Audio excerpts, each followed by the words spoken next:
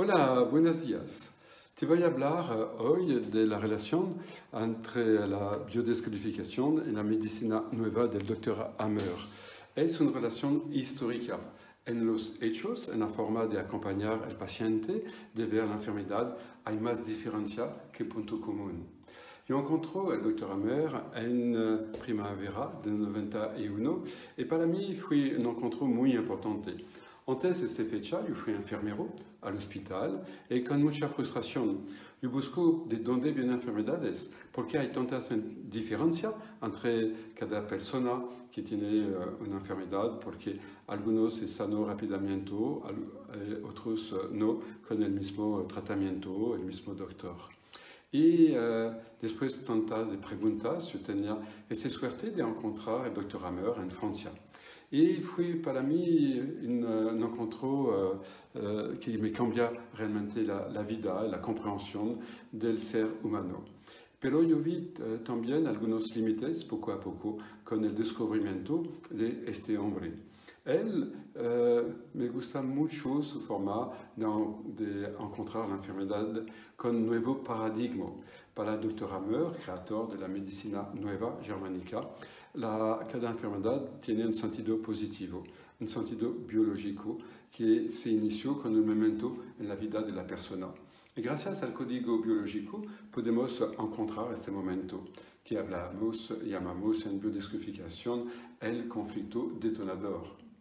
Y su punto débil, creo, al Dr. Hammer fue primero su tratamiento, su terapia.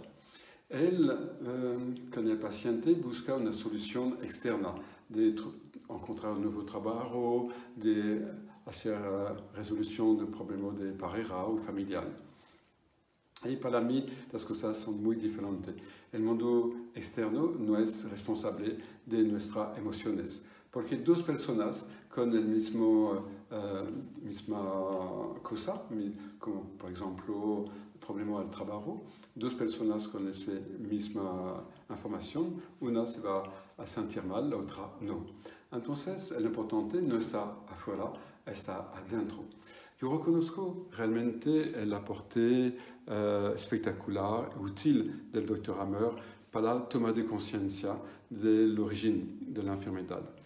En biodescodificación buscamos más lejos en el pasado, el programante, que a veces está en la niñez, a veces durante la vida fetal, a veces en el transgeneracional, y para encontrar realmente el programa que va a iniciar esta sensibilidad de cada paciente.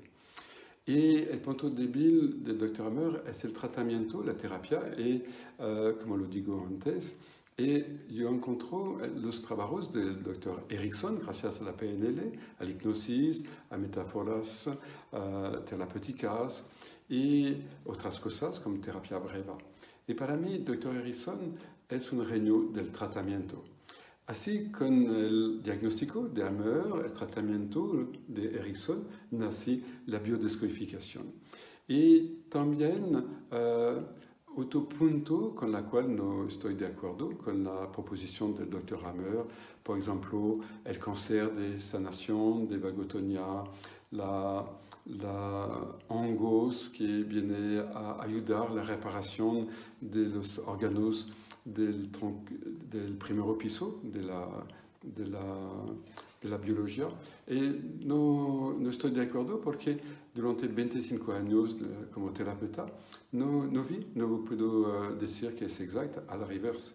Yo encontré otro sentido gracias a la cual la gente se sanó de micosis, por ejemplo, o también con temas de psoriasis, que no estoy de acuerdo, y otras cosas, o la asma también. Entonces, en el año 2000, me alegro del Dr. Hammer, que no vi como respetuoso del ritmo del inconsciente de la persona. Él fue un genio en su idea del sentido biológico, pero con límites como cada ser humano. Es por eso que después de 2000 yo hablo de Gomat Intero, de predicatos biológicos, de conflictos candados, del portal en la biología. Estos 4 puntos, que no son de Dr. Hammer, me viene escuchando los pacientes como una nueva comprensión de la origen de las enfermedades.